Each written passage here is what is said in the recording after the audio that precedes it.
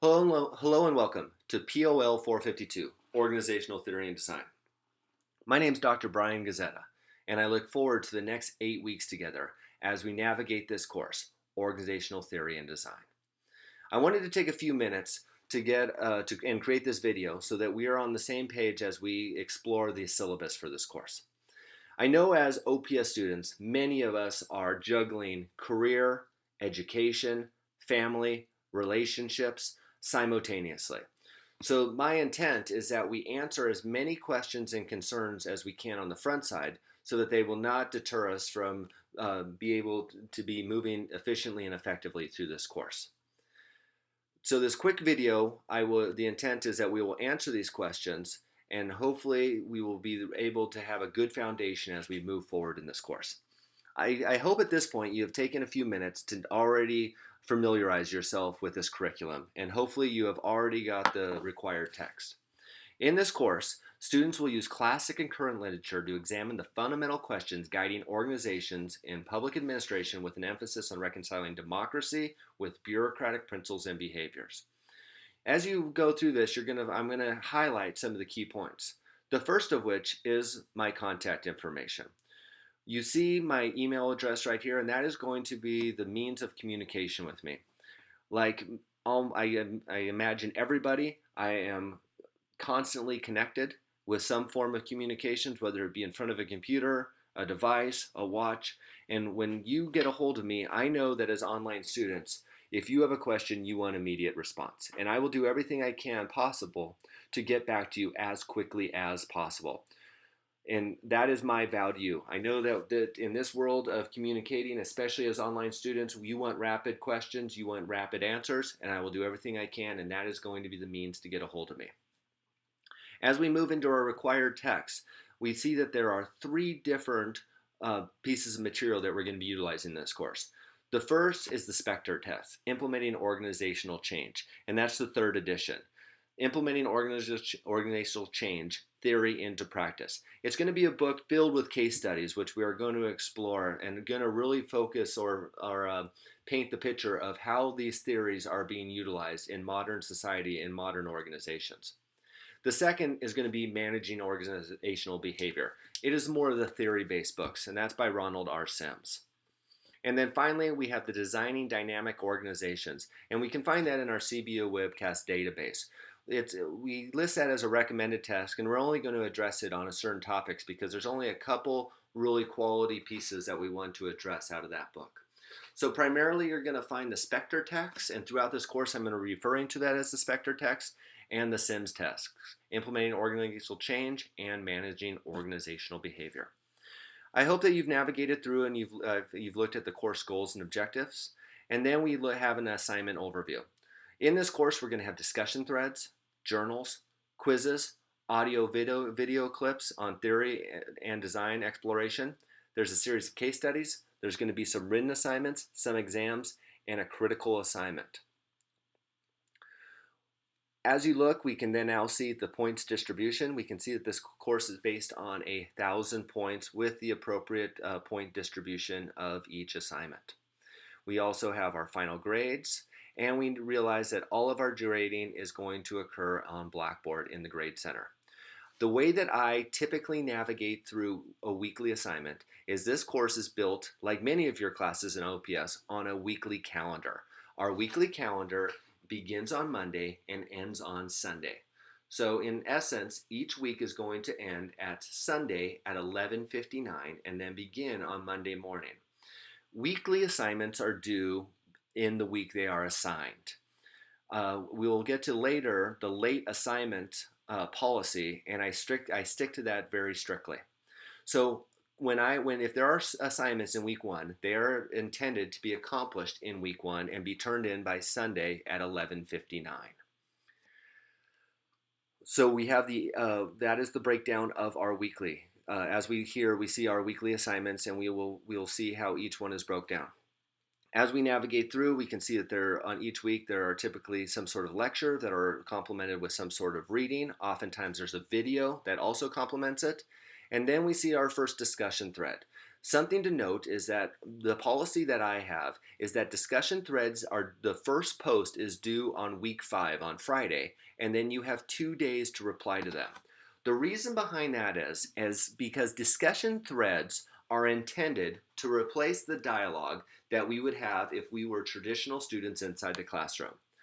So what you need to do is you need to post your opinion, your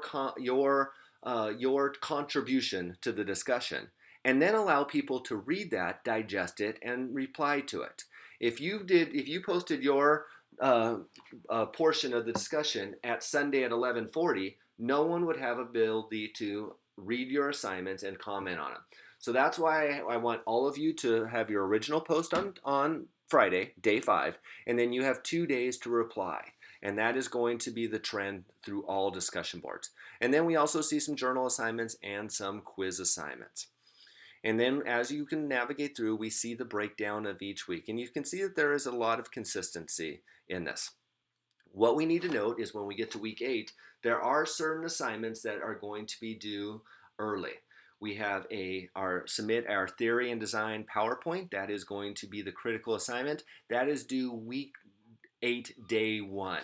And if for many of you that are OPS students, you realize that that's because those assignments need to be submitted and graded, and there's a grading deadline because that is when we finish one term and we start the next. So that those get due a little bit earlier, as does the discussion thread and the final exam. And there will be a series of reminders as we move through. Finally, we have some expectations, some regular effective contact. As you read through here, regular with emails, they say 24 hours. Feedback from assignments is 72 hours. And I have a 1 week to grade your major assignments.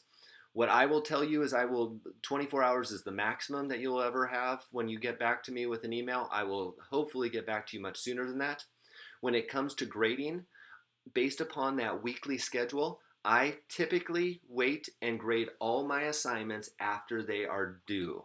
So what I mean by that is on week 1, your assignments are due by Sunday, and then typically the Monday following, I will grade all of your work and get back to you.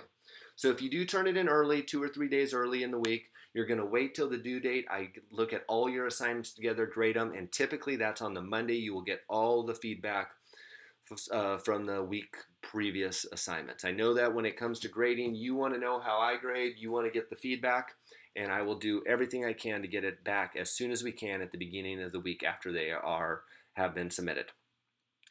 And finally, we have our late assignment. And I want to go through this very slowly, and particularly, I want to identify where we have issues in the past. I know that we are all working adults, but I also know that deadlines are a part of being a working adult. And to have time management is a key and essential component of online education here at CBU. So let me read through this first, and then I'll come back and highlight some of the particulars. No late assignments will be accepted without instructor approval or a bona fide emergency and at the sole discretion of the professor. Computer, printer, email, and similar technical problems are not acceptable excuses for late work. If you anticipate a problem, illness, potential family emergency, etc., let the professor know and keep them informed. Email messages are checked regularly. Except for bona fide emergencies, approval needs to be received before the assignment due date. All submitted assignments will receive a 0 and will be calculated into the gradebook. Acceptance of late work cannot receive full credit no matter how perfect it is. Late assignments will be deducted 10% of the point value of the given assignment for every day it is late. No late assignments will be accepted beyond 1 week of its original due date. No exceptions. No late discussion threads or blogs will be accepted beyond the due date, and the critical assignment must be submitted as scheduled. No exceptions. And no late work will be accepted after the closeout of this course. So let me break that down maybe sentence by sentence and put it in very simple terms.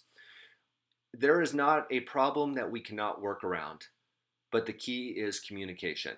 I understand that we have emergencies that occur. Life happens, and we need to, and because of that, we will work around issues that you have in your life. The key is communication. If you have a problem, simply tell me what your problem is, and I will almost always give you an extension or accept that you accept your late work. But the key is that you need to ask me prior to the due date. I don't accept late work based upon computer or email problems. I know that we live in a society now where those getting on the internet, email, computers, Blackboard is not an issue, is not a legitimate excuse. If you anticipate a problem, a quick email to me, I'll get back to you, and then I will accept it. Except for bona fide emergencies, this all needs to occur before the assignment due date. If you do get if I do approve late work, at the end of the week, you're going to get a 0 until it's turned in. For each day it's late, you're going to be deducted 10%, and after 7 days, I will not accept it at all. And in essence, it would already have been deducted 70%. So by that point, there's not really any points left. So 1 week after. Remember, this class builds upon itself, so if we get too far behind, you're going to lose the concepts, and that's the incentive to keep up with your studies. Discussion boards cannot be turned in late. Remember, the discussion board is a dynamic conversation between you and your classmates. If you turn it in late, there is going to be no discussion board. Your classmates have moved on. So that's why there are no late work for discussion boards. And the critical assignment, it has to be turned in as scheduled. That's a university policy, as is that no late work will be accepted after the course end date on week 8. You can also then see the policies on etiquette and academic honesty, and if you are a student with disabilities, it will navigate you to the appropriate coordinator. So I hope that answers your questions as it pertains to this. If you have any additional questions, please feel free to email me those questions. Hopefully, though, we've answered them for you. You have a good idea of how this course is going to navigate, and look forward to many more videos explaining anything, especially weekly videos on your each weekly assignment. But once again, on a positive note, I'm looking forward to our time together. This is an exciting course. I think a lot of us that are in the career field can relate to organizational theories, organizations that work good, organizations that work bad, looking at the theories and relating to the organization that we're in.